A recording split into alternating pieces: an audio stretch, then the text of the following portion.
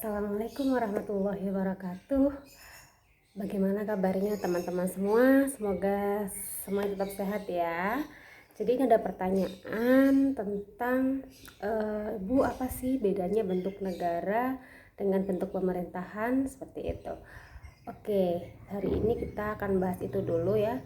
Eh, tentang bentuk negara dan bentuk pemerintahan. Jadi dua hal ini yang kelihatannya mirip tapi sebenarnya sangat berbeda. Bentuk negara itu berbeda dengan bentuk pemerintahan. Kita bahas dulu tentang bentuk negara. Jadi bentuk negara di dunia ada dua, bentuk negara kesatuan dan bentuk negara serikat atau federasi atau federal. Kita bahas dulu yang bentuk negara kesatuan. Jadi bentuk negara kesatuan adalah negara yang tersusun tunggal, artinya kekuasaan untuk mengatur seluruh daerah ada di tangan pemerintah pusat. Jadi pemerintah pusat yang memegang kedaulatan sepenuhnya baik ke dalam maupun keluar. Secara historis, para penguasa pada abad ke-17-18 ini masih bersifat absolut menggunakan asas sentralisasi, sehingga semua urusan diatur dan diurus oleh pemerintah pusat. Pemerintah daerah di sini hanya menjalankan perintah-perintah dan peraturan-peraturan dari pemerintah pusat. Jadi daerah di sini tidak mempunyai wewenang untuk membuat peraturan dan mengurus daerahnya sendiri. Namun, seiring dengan berjalannya waktu, karena perkembangan pesat yang terjadi dalam satu negara, seperti semakin luasnya wilayah, kemudian urusan pemerintah semakin kompleks, kemudian warga negara semakin banyak dan heterogen, kemudian di berbagai negara ini mulai melaksanakan asas dekonsentrasi, yaitu pelimpahan wewenang dari pemerintah pusat kepada pemerintah daerah. Nah, saat ini negara kesatuan ini mempunyai dua sistem atau dua bentuk. Yang pertama negara kesatuan dengan sistem sentralisasi, yang kedua ada negara kesatuan dengan sistem desentralisasi. Nah, negara kesatuan dengan sistem sentralisasi, semua urusan diatur dan diurus oleh pemerintah pusat, sehingga daerah di sini hanya menjalankan perintah-perintah dari pemerintah pusat. Contohnya adalah negara Jerman pada masa Hitler. Sistem sentralisasi ini juga mempunyai kelebihan dan kekurangan. Kelebihannya adanya keseragaman atau kesamaan di seluruh wilayah negara. Kemudian penghasilan daerah juga dapat digunakan untuk kepentingan seluruh wilayah negara. Namun sistem sentralisasi ini juga mempunyai banyak kekurangan atau kelemahan. Misalnya terjadi penumpukan atau menumpuknya pekerjaan di pemerintah pusat, kemudian peraturan atau kebijakan yang dibuat oleh pemerintah pusat ini tidak sesuai dengan kondisi daerah, dan juga keputusan pemerintah pusat ini sering terlambat, seperti itu. Untuk sistem desentralisasi, yaitu pelimpahan kewenangan dari pemerintah pusat kepada pemerintah daerah, atau daerah-daerah ini memperoleh keleluasaan untuk mengurus rumah tangganya sendiri, atau daerah ini diberikan hak otonomi untuk mengurus daerahnya sendiri. Ini sesuai dengan pasal 18 UUD 1945. Jadi Indonesia menerapkan asas desentralisasi ini. Kemudian asas desentralisasi ini pun mempunyai kelemahan dan kelebihan. Untuk kita bicara kelebihannya dulu ya. Kelebihan dari desentralisasi ini tentunya tidak bertumpuknya pekerjaan di pemerintah pusat. Kemudian peraturan dan kebijakan yang dibuat oleh daerah ini sesuai dengan daerah itu sendiri. Kemudian pembangunan daerah juga sesuai dengan ciri khas daerah masing-masing. Kemudian juga adanya partisipasi dari masyarakat terhadap daerahnya akan lebih meningkat, seperti itu.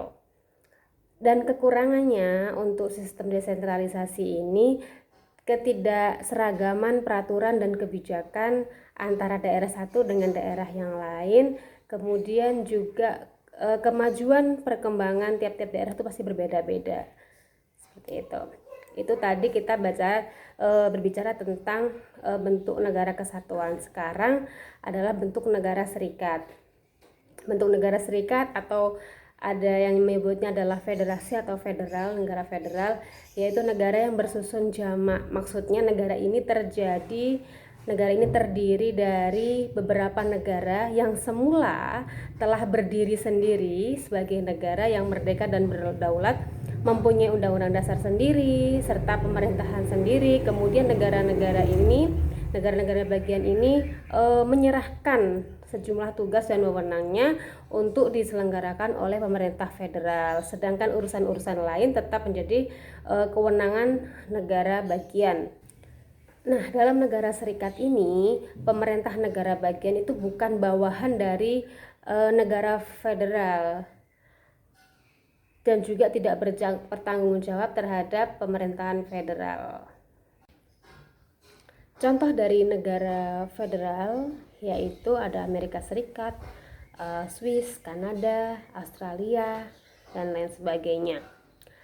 Menurut C.F. Strong, syarat pembentukan negara serikat itu ada dua. Yang pertama, adanya rasa kebangsaan di antara negara-negara yang membentuk federasi, karena pada faktanya negara-negara federal sebelum menjadi federasi mereka sudah berhubungan secara terbatas dalam bentuk sebuah konfederasi, misalnya Amerika Serikat, kemudian Swiss, Kanada, seperti itu. Kemudian yang kedua, meskipun negara-negara ini menginginkan persatuan, namun ingin membentuk federasi, tetapi mereka tidak menginginkan adanya kesatuan. Ingin persatuan tapi tidak menginginkan kesatuan. Jadi jelas, jika menghendaki kesatuan, maka dia tidak akan membentuk negara federal, tetapi negara kesatuan. Hanya ingin persatuan, tetapi tidak ingin kesatuan. Selanjutnya kita bicara tentang bentuk pemerintahan. Bentuk pemerintahan ini sendiri ada dua teori, yaitu teori bentuk pemerintahan klasik dan teori bentuk pemerintahan modern. Teori bentuk pemerintahan klasik ini seperti pencetusnya adalah Aristoteles, membedakan bentuk pemerintahan ini berdasarkan jumlah orang yang memerintah. Jadi Aristoteles ini membagi bentuk pemerintahan menjadi tiga. Yang pertama adalah monarki. Monarki berasal dari kata mono yang artinya satu dan arsein artinya memerintah. Jadi monarki ini adalah pemerintah yang dipimpin oleh satu orang atau dipegang oleh satu orang, yaitu raja atau kaisar. Yang kedua adalah aristokrasi, berasal dari bahasa aristoi dan arsein. Aristoi adalah cerdik atau pandai atau bangsawan, kemudian arsein adalah memerintah. Jadi aristokrasi adalah pemerintahan yang dipegang oleh orang-orang yang cerdik, pandai, kemudian untuk kepentingan umum. Yang ketiga adalah polity atau republik. Di sini adalah pemerintahan yang untuk menjalankan kepentingan umum. Nah, tadi adalah teori bentuk pemerintahan klasik, sekarang teori bentuk pemerintahan modern. Nah, pencetus dari teori bentuk pemerintahan modern ini misalnya adalah Leon Duguid, kemudian Otto Kohlreuter, kemudian kalau di Indonesia ada Jimli Asidiki, bagaimana dan lain sebagainya. Ini membedakan bentuk pemerintahan berdasarkan cara penunjukan atau pengangkatan kepala negara. Nah, berdasarkan ini maka bentuk pemerintahan dibagi menjadi dua, yaitu monarki dan republik. Kalau monarki, menurut teori bentuk pemerintahan modern itu, kepala negara itu diangkat atau ditunjuk berdasarkan pewarisan atau herediter secara turun-menurun. Jadi dalam monarki ini, raja memegang kekuasaan pemerintahan tanpa batas waktu dan lamanya jabatan ini tergantung kepada raja itu sendiri. Yang kedua adalah republik. Republik itu pengangkatan kepala negara dilakukan melalui proses pemilihan atau proses pemilihan umum, misalkan di Indonesia seperti itu. Jadi dalam republik ini kepala negara memegang jabatan dalam batas-batas waktu, misalkan di Indonesia selama 5 tahun, kalau di Amerika selama 4 tahun, seperti itu. Begitu teman-teman, jadi sudah jelas ya. Jadi bentuk negara dan bentuk pemerintahan itu beda. Kalau bentuk negara, objeknya adalah susunan negara. Ada susunan tunggal, ada susunan jamak. Nah, kalau bentuk pemerintahan ini objeknya adalah pemegang kekuasaannya atau kepala negaranya atau cara pengangkatan kepala negara. Jadi sangat beda. Begitu. Demikian yang bisa saya sampaikan. Terima kasih atas segala perhatian. Wassalamualaikum warahmatullahi wabarakatuh.